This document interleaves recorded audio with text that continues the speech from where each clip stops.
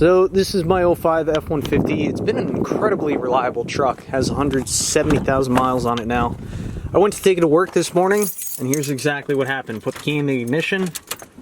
All the lights come up on the dash as they should. When I go to start it, nothing.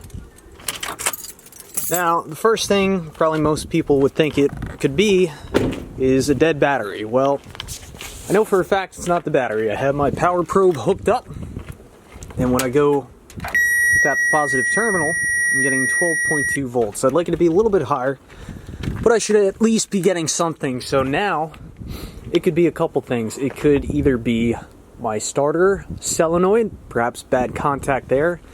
Perhaps the battery leads that go down to the starter had bad contact on the battery, which I know for a fact they don't. Could be a bad starter solenoid, could be a bad starter, could have something to do with my ignition switch, or it could be a bad starter relay. So the first thing that I suspect, and what is most likely to be the problem, is, especially from all the salt that I encounter, is the contacts on the starter solenoid. So I'm going to go under here and we'll take a look at the contacts. Okay, so currently we're looking at the contacts that go on the starter solenoid, and I'm seeing some of that bluish green corrosion. So I think the first and smartest thing to do would be to unbolt those contacts. We'll clean them up, put some dielectric grease on there, and see if that makes a difference. So in the video, I feel like I didn't do an excellent job at explaining what I'm looking at here and what I'm trying to diagnose. So let me talk your ear off for a minute here and try and sound intelligent. So you're currently looking at the starter and starter solenoid, and those two parts are attached to each other. Now, if you look in the center of the screen, you'll see three studs, and there's three bolts obviously attached to them, and there's three electrical connections that these studs connect to. On the left stud goes directly into the starter. The stud on the lower right, that is your 12 volt constant line that comes directly off the battery, and that line is always hot. So if you do take that line off, either disconnect the negative terminal of the battery or the positive side, or just be careful you don't tap it on the frame or any bare metal, because it will arc and spark. And the stud on the top, that comes from your ignition system. So when you put the key in the ignition, turn it to the right, it sends 12 volts, I believe, to a relay, and that relay then sends power to that top stud. And that top stud basically tells the solenoid, which the solenoid is like a switch, okay, it's time to start the truck. Let's bridge the constant 12 volts from the battery directly into the starter, and that's what turns your starter.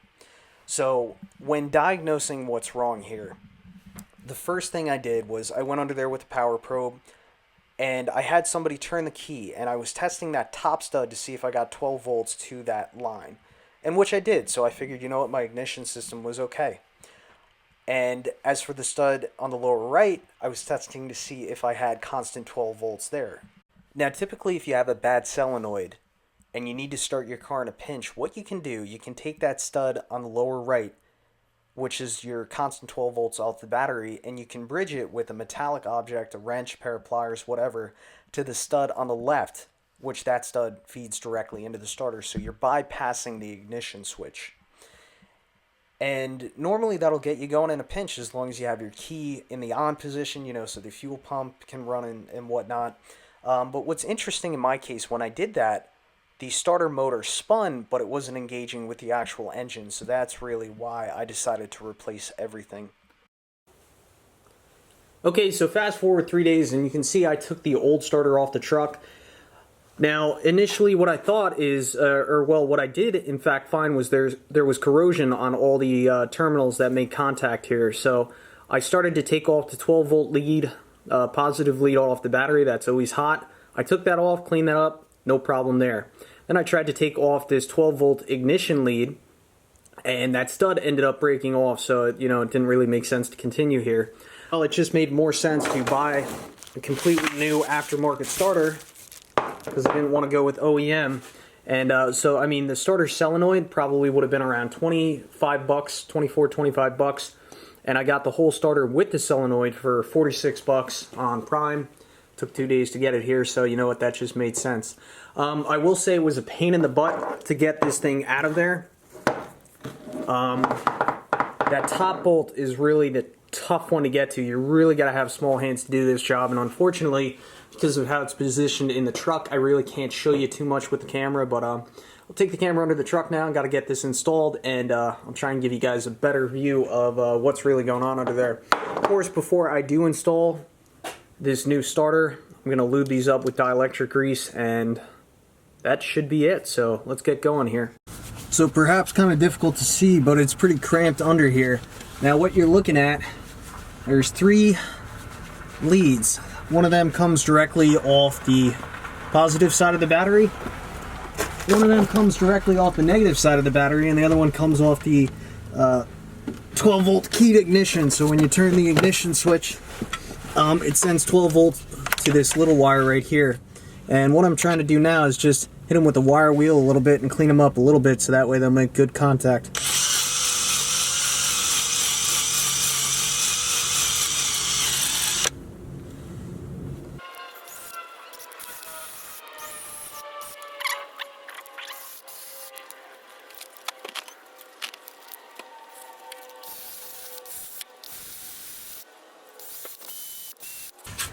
Oh man, it's cramped under here.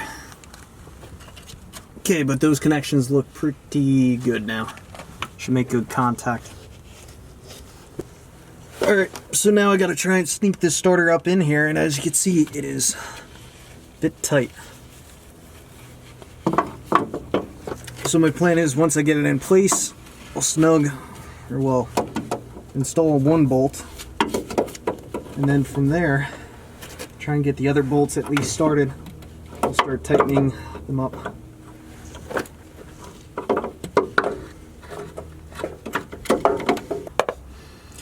Man, I'm exhausted. I've been under here for an hour just tightening up and installing those 3 bolts in the starter. I haven't even started all the electrical connections yet.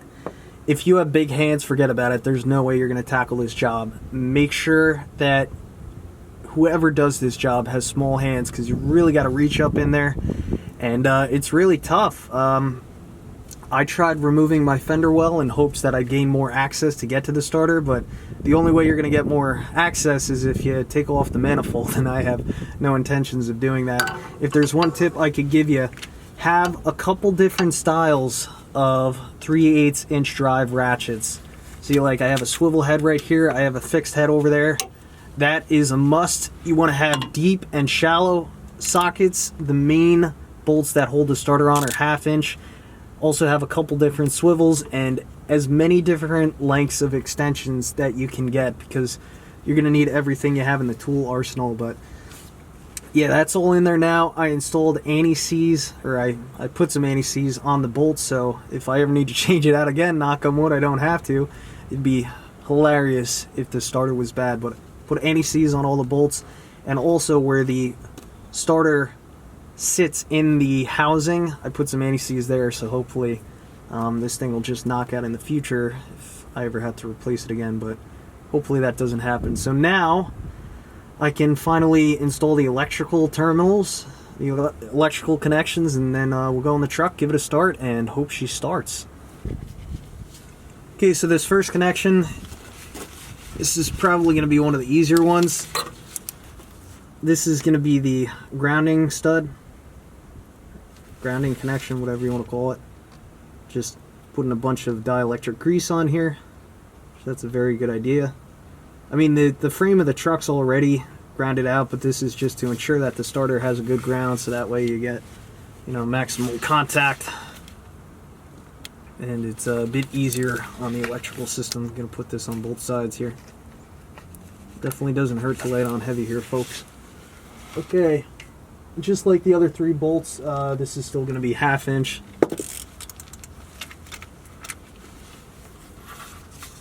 It's just going to go up here like so. I got the nut on the socket right now. I'm going to start it by hand.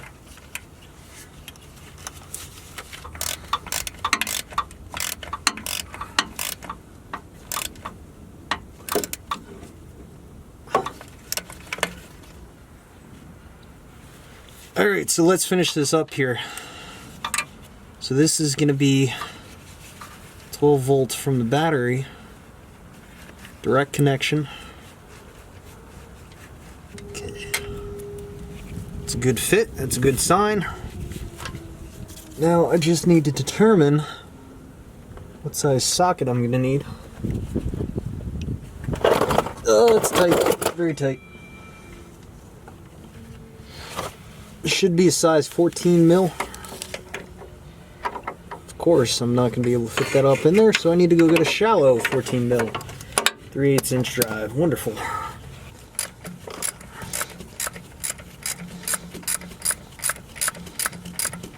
Both those seem tight. Don't want to make them too tight. There's my 1/4 inch. There we are.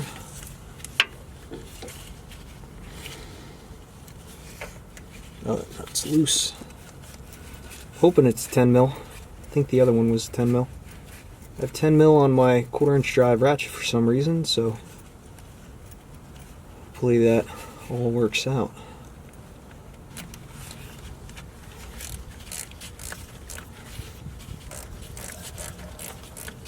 That's why I really like these swivel head ratchets. Minor gear wrench, if you're interested, I'll leave a link in the description below. Really come in handy for jobs like this.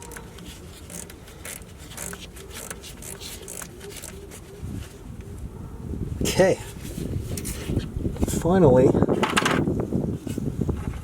take more dielectric grease and just coat this a bit. But even better, I'm going to put some on my finger. Rub it in like grease.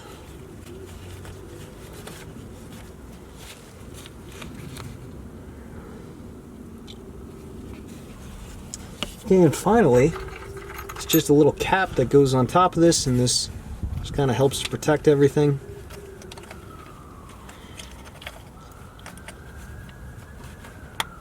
Alright, and that's that. Let's hope everything works here.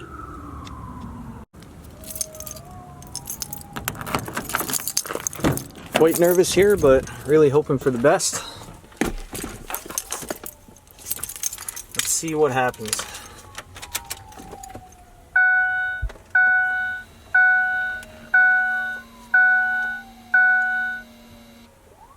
And the verdict? Yeah! That makes me really happy.